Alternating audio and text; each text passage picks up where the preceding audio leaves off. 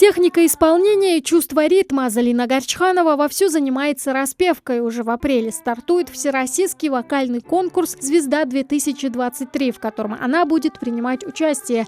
Девушка прошла кастинг.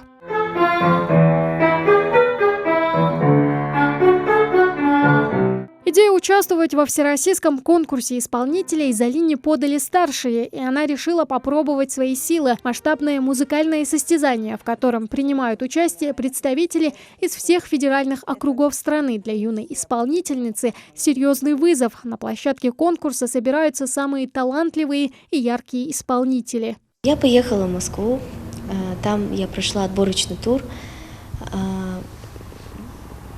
Сложно было? Очень, да. Я волновалась очень сильно. Потом я уже привыкла, познакомилась со всеми ребятами.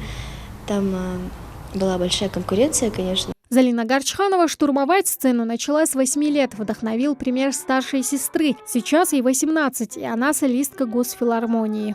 Постоянно ездила на какие-то мероприятия, на концерты. Тоже мечтала в детстве петь и стать как она. Вот так решила стать певицей. В репертуаре песен больше на ингушском, чем на русском. Я очень люблю петь и народные песни, и эстрадные.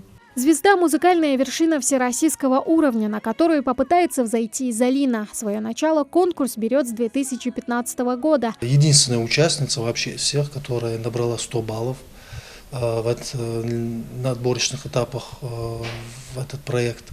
И столь высокий результат обязывает нас оказать ей сильную поддержку. С 8 апреля к этому проекту.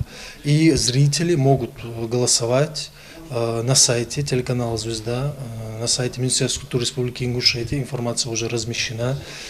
Вся необходимая информация о самой певице, о конкурсе. Шанс заявить о себе на всю страну. Каждый участник надеется на поддержку телезрителей. Ведь именно они через онлайн-СМС-голосование решают, кто дойдет до финала. Тамара Хшагульгова, Сулейман Костоев, Новости 24.